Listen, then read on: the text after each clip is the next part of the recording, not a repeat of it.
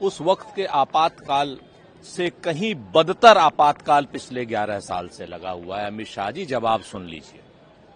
उस वक्त तो आपातकाल कुछ समय के लिए लगा था और हमने माफी मांगी थी, लेकिन आज का आपातकाल पिछले 11 साल से लगा हुआ है। संवैधानिक संस्थाओं पर हमला हो रहा है।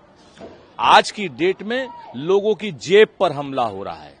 आज की डेट में लोगों को बिना बात के 2-2 साल, 4-4 साल, सर्जिल इमाम जैसे लोगों को 5-5 साल जेल में डाला जा रहा है, बगैर किसी बात के डाला जा रहा है। कोई एफआईआर नहीं हो रही। आज की डेट में भारतीय जनता पार्टी की सरकार ईडी, इनकम टैक्स और सीबीआई से लगातार प्रतिपक्षी नेताओं को पिछले 11 साल से परेशान कर जेल में डालने का काम कर रही है, या भाजपा की वॉशिंग मशीन में बुलाने का काम कर रही है।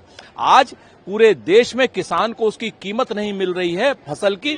अगर वो मांगता है तो 700 किसानों की शहादत हो जाती है।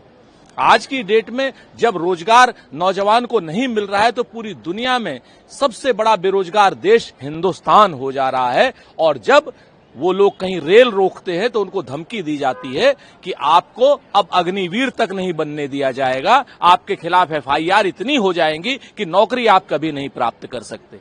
आज की डेट में उस आपातकाल से 1000 गुना बदतर स्थिति है। इसलिए सारे संविधान को बचाने के वाले लोग जो उस वक्त कांग्रेस के खिलाफ खड़े थे, आज वो भारतीय जनता पार्टी के इस निर्लज्ज, इस कठोर और डिक्टेटोरियल शासन के खिलाफ खड़े हैं और आपको उखाड़ के फेंकेंगे। इसके साथ ही उन्होंने ये बात, राष्ट्रपति ने आपातकाल लगा दिया है। इसके साथ ही क्या संसद से मंजूरी ली गई थी, क्या कैबिनेट की बैठक बुलाई गई थी, क्या विपक्ष को विश्वास में लिया गया था? जो लोग आज लोकतंत्र की बात कर रहे हैं, मैं उन्हें बताना चाहता हूँ कि वो उस पार्टी से जुड़े हैं जिनके लोकतंत्र को खा लिया था। कारण राष्ट्रीय सुरक्षा बताया गया, लेकिन असली कारण सत्ता की रक्षा। आज की डेट में संवैधानिक संस्थाओं के ऊपर रात 1:30 बजे रेड की जा रही है। इसका कोई जवाब है अमित शाह जी? और आप पुरानी, अगर कांग्रेस पार्टी की कोई कमी है तो उसके पीछे छुप करके आप अपनी 1000 कमियों को बचाएंगे? हां, हमने गलत किया था, लेकिन आप पिछले 11 साल से क्या कर रहे हैं?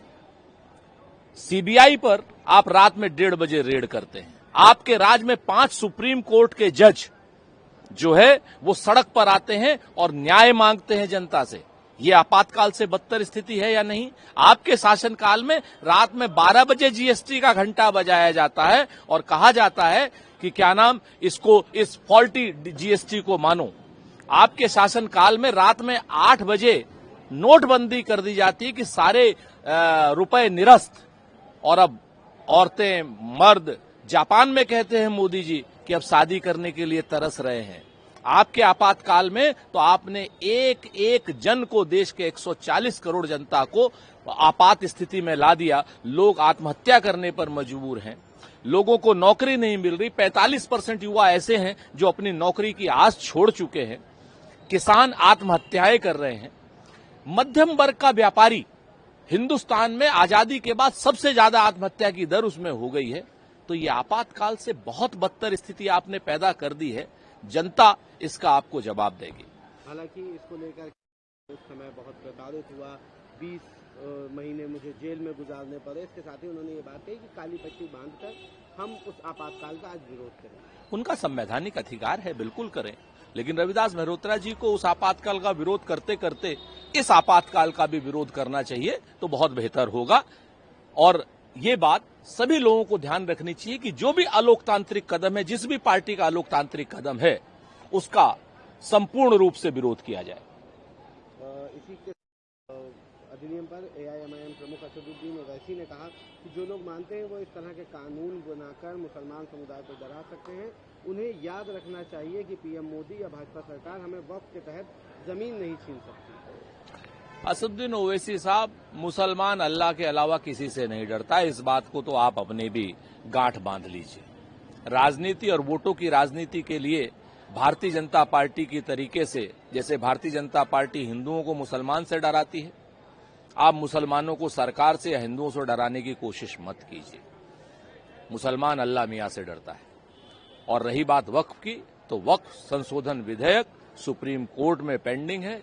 निश्चित तौर पर हमें पूरी उम्मीद है कि सुप्रीम कोर्ट साहसिक, संवैधानिक, सम्यक फैसला करेगा और किसी मुसलमान की कोई जमीन कांग्रेस पार्टी इंडिया गठबंधन 1 इंच नहीं जाने देगा। इसके लिए आप निशा खातिर रहिए।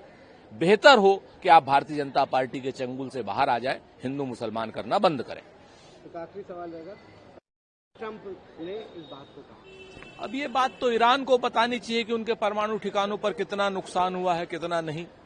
आज की डेट में एक चीज तो तय है कि ईरान और ईरान के जो सुप्रीम लीडर हैं खामनेई, उन्होंने बगैर किसी शर्त समझौता नहीं किया, बगैर किसी शर्त सीज फायर नहीं किया।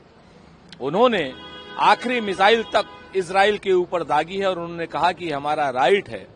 और कहा तो हमारे यहां एक ट्वीट आने तक से समझौता हो गया था। आज की डेट में प्रश्न ये नहीं है कि डोनाल्ड ट्रंप ने क्या कहा, आज की डेट में प्रश्न ये है कि खामनेई ने क्या जवाब दिया। और जिस तरीके से खामनेई ने जवाब दिया, उसी तरीके से अगर नरेंद्र मोदी जी भी पब्लिक में आकर के जवाब डोनाल्ड ट्रंप को दे दें तो देश का सीना चौड़ा हो जाएगा।